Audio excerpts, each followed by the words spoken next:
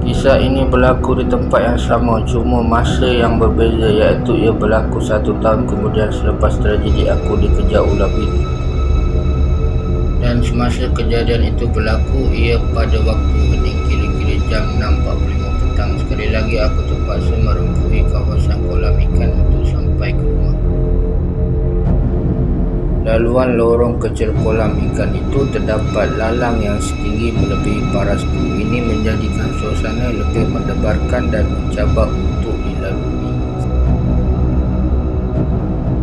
Memang menjadi lesam bagi aku yang akan menyimpan kayu, kerana di lorong itu kebiasaannya terdapat anjing-anjing liar yang akan mengganggu dan mengejarku.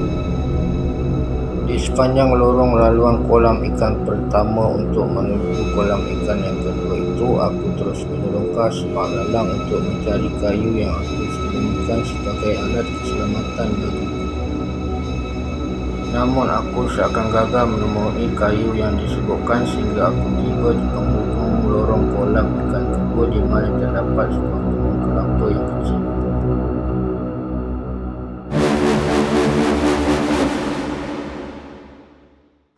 Dan di situlah mataku mula melihat kayu hitam kecil yang terpacak tegak di sebelah pohon kelapa tersebut.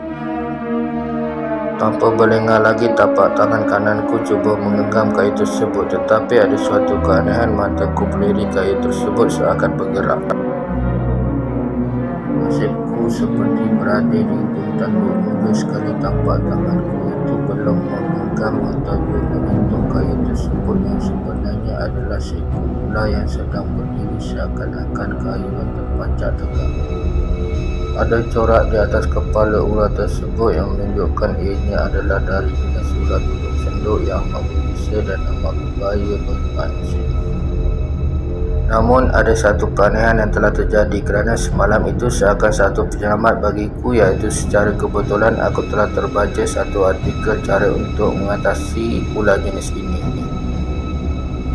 Nyawaku hanya ibarat telur yang di hujung tanduk. Antara percaya ataupun aku harus menyerah kalah, aku pun mula mengikuti cara untuk mengatasi seperti apa yang tertulis dalam artikel tersebut. Sebenarnya artikel itu adalah sebuah buku himpunan doa-doa pendek dan aku amat rajin menghafalkan doa-doa yang pendek seperti itu. Dan seperti mana yang diajar oleh artikel itu, aku perlu membaca selawat ke atas Nabi sebanyak 3 kali sebelum aku bergerak perlahan-lahan sambil menahan nafasku sambil anak mataku melirik ke arah ular tersebut. Pergerakan dilakukan secara mengundur, namun dengan amat perlahan sekali setiap pergerakan, dan apa yang paling penting, nafas perlu ditahankan. Dan setiap satu langkah itu harus membaca selawat Nabi sebanyak 3 kali dan melangkah secara mengundur sehingga 7 kali langkah ke belakang. Perlahan-lahan ular tersebut menundukkan kepalanya supaya aku berada pada langkah-langkah terakhir, iaitu pada langkah ke-4, ke-5 dan ke-6, dan supaya aku berada pada langkah yang ke-7 dan yang paling akhir itu. Jelas kelihatan ular tudung senduk tersebut sudah mulai merebahkan semua badannya ke tanah, tanda sudah bersedia untuk mengejarku. Dan tanpa berlengah masa lagi, aku terus memalingkan arah badanku ke hadapan dan memencuk langkah 1000 tanpa berfikir apa-apa lagi.